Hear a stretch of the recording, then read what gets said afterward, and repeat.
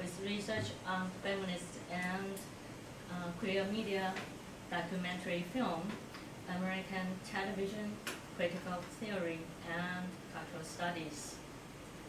Her book, Lesbian Rule, Cultural Criticism and the Value of Desire, published by Duke University Press, won the Katherine Singer Kovacs Award on the Society for Cinema and Media Studies for Best Book in the Field in 2003.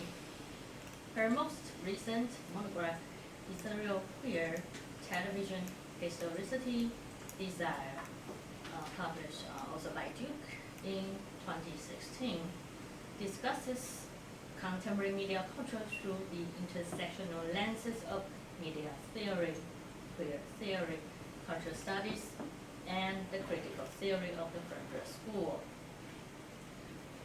Professor Villarejo is co-editor of a special issue of the journal GLQ on queer studies and the crisis of capitalism.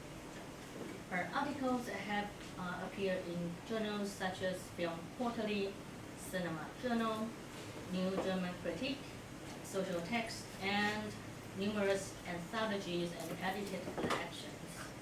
She teaches undergraduate and graduate courses in cinema studies, media studies, feminist theory, queer theory, urbanism, television, critical and literary theory, and political art. So let us welcome Professor Villarejo. Thank you. For a wonderful afternoon. Thank you so much. It's such a pleasure to be here, and always a pleasure to see Professor Tsai, who's been my friend and colleague for many years now. And I am so honored to come to Taiwan, and especially to come to Jiaotong. It's my first time at this university, and I'm very excited by what you're doing in cultural studies. And I'm also, as Professor Tsai mentioned, I'm running a new program at Cornell that combines liberal arts education for undergraduates with tech education. And so it's very interesting to me to be here in the land of tech and techies to see how your inquiries in cultural studies mesh with the rest of what the university is doing. So that's of great interest. So if I am speaking too quickly, please tell me, okay?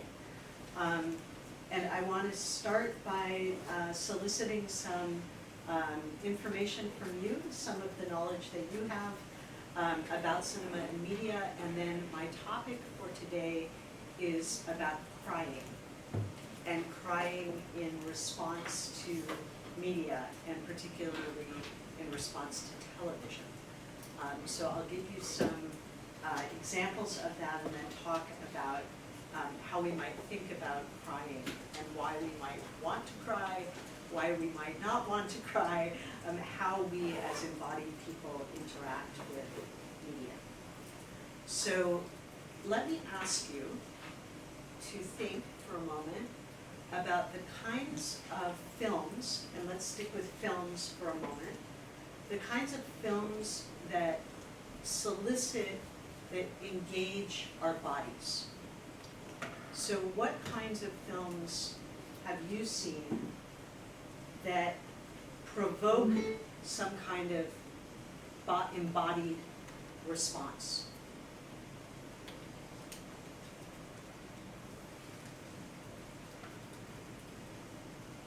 Whatever kinds of responses those might be.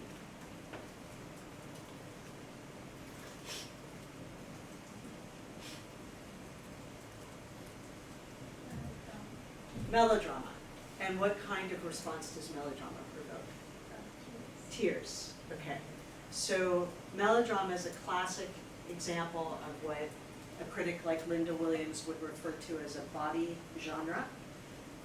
They're often called weepies, right? Because they make us cry. They're also called tear jerkers, right? They manipulate us into crying, right? When at the end, the daughter dies in the arms of the mother, right? We weep in response to melodrama. What other kinds of genres provoke our bodies?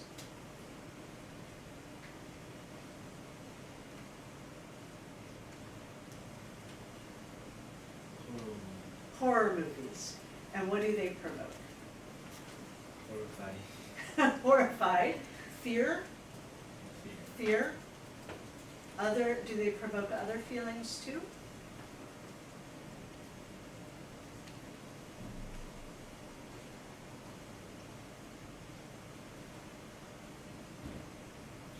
Disgust sometimes. Lots of blood flowing, flesh eaten up, decaying bodies, zombies. Right? Sometimes we're not only afraid, but we're repulsed. We find them disgusting, gross, icky, and ugh. Right? But that's a visceral response, a bodily response. What other kinds of films provoke body responses? Some propaganda films. Like what? That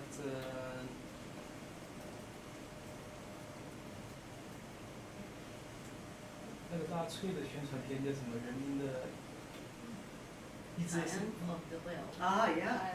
Very good example. And what kinds of bodily responses does Triumph of the Will provoke? Sometimes I feel my individual life is linked with some big issue, like the destiny of the election. Yeah. Yeah. So a film like Triumph of the Will, Leni Riefenstahl's Nazi film document of the Nuremberg Rally, was made in order to make viewers feel part of something larger, right? So that their own bodies become blended with the bodies of the mass, the bodies of the Nazi party, the bodies of the nation, right? So that regimented movement, regimented visual structures of bodies allow viewers to become inserted into those parades, into those formations, those mass displays of Nazi conformity, right? So that our bodies become inserted. And often that film asks its viewers to become sort of ecstatic participants in that mass, right? To celebrate belonging to something as large as the party and the nation. We're leaving out a big, huge category of bodily responses, but it's probably embarrassing to talk about. Yeah. Pornography, right. So pornography, famously is trying to solicit very direct, immediate responses, whether that's sexual gratification, stimulation, or a kind of pleasure in looking, right? A kind of voyeuristic pleasure, or you could talk about other kinds of pleasures. So pornography, horror, melodrama,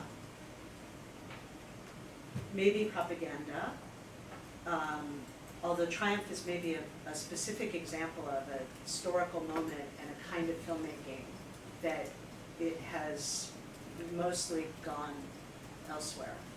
And then perhaps the musical, which makes you want to get up and dance, right? Changes your sense of your own body's relationship to gravity, right? Or you can do more elegant things with your body after watching a musical than you thought possible, and become a differently embodied person. There are probably other examples, but you hit the big three, right, that people talk about when they talk about body genres. Body genres, types of films that are really geared toward our bodies and our sensational embodied responses. So horror, melodrama, pornography, then maybe the musical, other forms less so people talk about. Do you think TV or works viewed on devices like this also produce embodied responses? Yeah? Like what?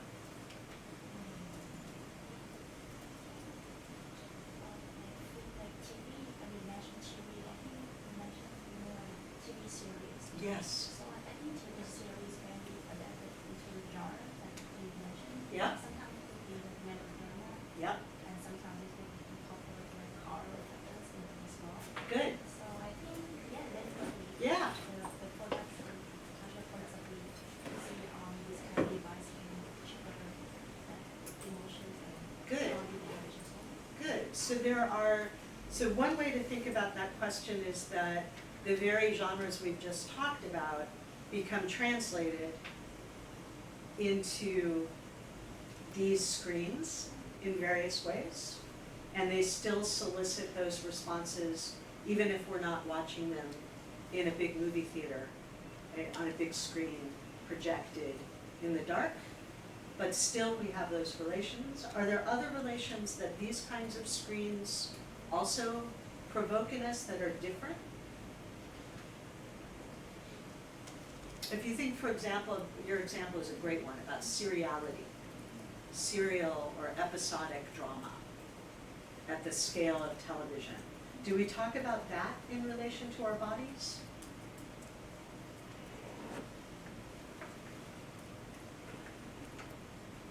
Do you know the term binge watch? So that's the version of that in Chinese. So the addictive consumption of television. Yeah, I just can't think of a term. Yeah. 就是你追剧，然后你从看到早上看到晚上，对吧？中文有这个 term。比如说你看那个什么 Twin Peaks，连续看2天，那个叫 binge watch。 Yeah, yeah. So the idea that we can't stop watching next episode, next episode, next episode, and then it's 4 in the morning, right? This idea that we have some kind of addiction to these screens, that we can't get enough, that we're too hungry, or we eat too much, it's not good for us, right? Or we can't control our appetite. The kind of ways that we describe embodied relationships to food and often troubled relationships to food, we're now using to describe our relationship to screens. Right? That there's a problem with our appetites, there's a problem with our desires, or our relationship between being full and knowing that we're full. Something's amiss there. Right? So there are different ways that we talk about our bodies in relation to different media. But I think you've identified that there are really powerful relationships between certain kinds of genres and certain kinds of responses. And those responses, so if we, can I use this? So if we talk about the 3 that you came up with, melodrama, horror, and pornography, that you talked about crying, about fear, and I added disgust or repulsion, those mean being sort of, ugh.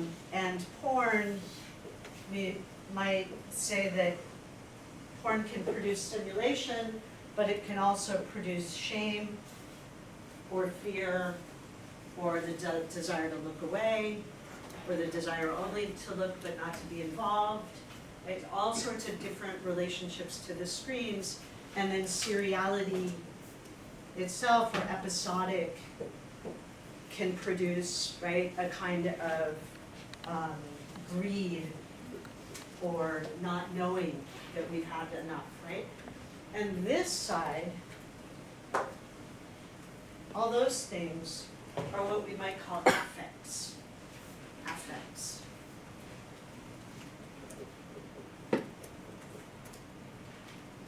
they're responses of the body, but they're not the same as feelings or emotions.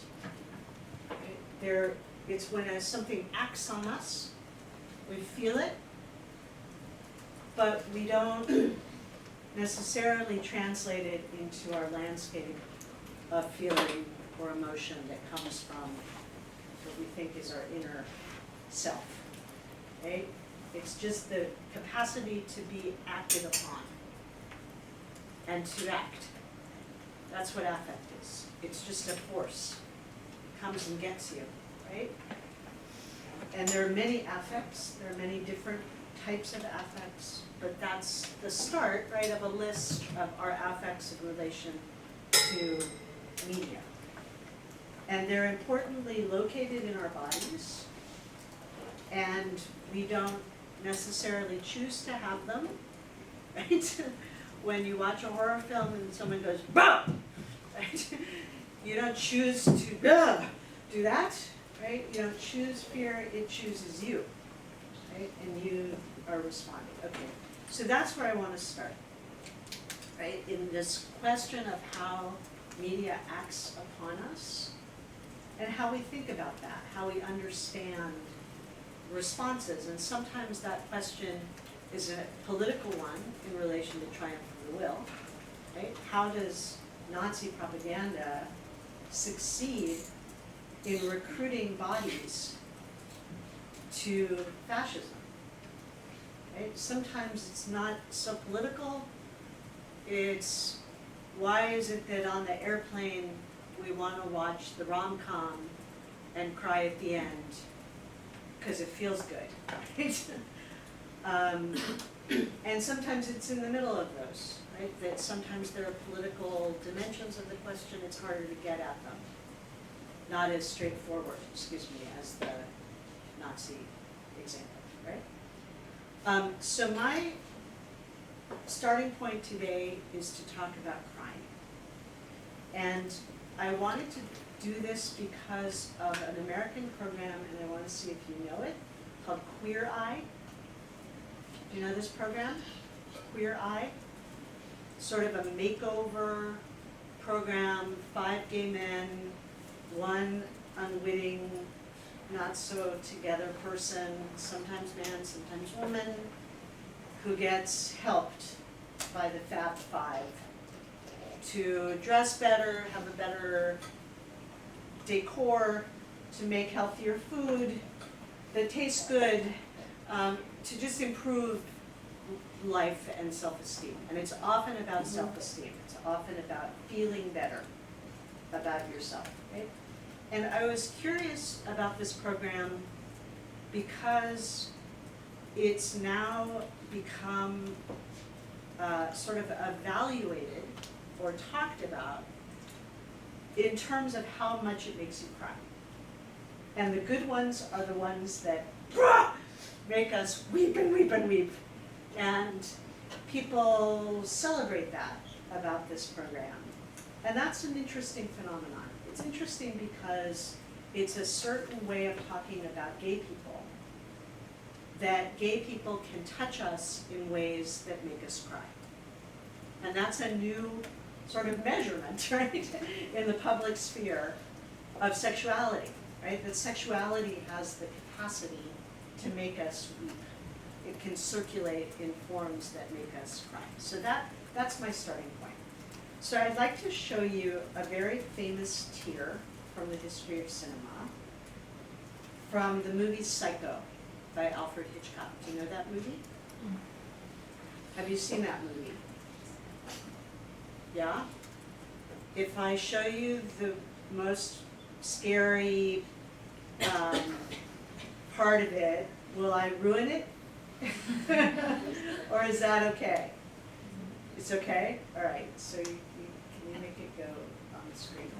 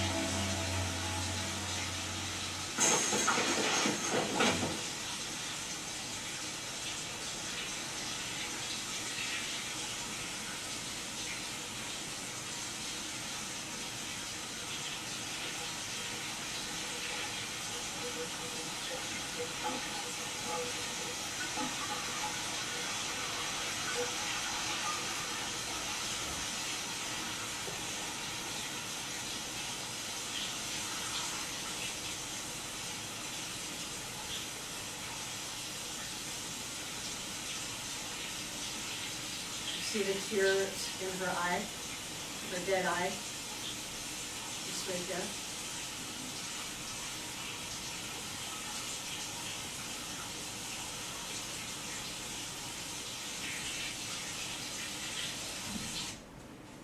Okay, so I'd like to read you a description of that sequence by a film theorist named Eugenie Brinkema, who's written really beautifully about this. What's her name?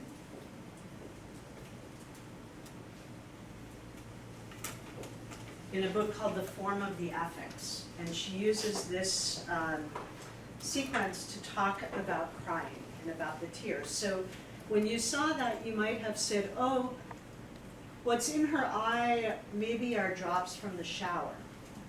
Maybe she got wet, but that tear that's right here, right, that looks like she's crying. And she's dead, obviously, she's just been murdered. And so the question is, what does that tear express? Where does that come from? What idea of her and that interior is at work here? And because it's Hitchcock, we should pay attention to it. It's deliberate. It's on purpose, right? So let me read you this description. It's a little bit long, but it's very beautiful. And it's an example of paying very close attention to film form, describing beautifully what we're seeing and what we're hearing so that we can be attentive, we can be surprised, we can be interested in the image and what it's offering to us, all right? So it's long, and I'll read slowly. Consider the shower scene in Psycho. It has all come and gone. The black hole vacuum of the first scream, the striating diagonals of the shower spray, right here on our screen, these beautiful diagonal lines, the cool white grid of the cold white tile against which Marion's hand, stretched out and spread like a claw, grasps, scratches, in bent digitate branches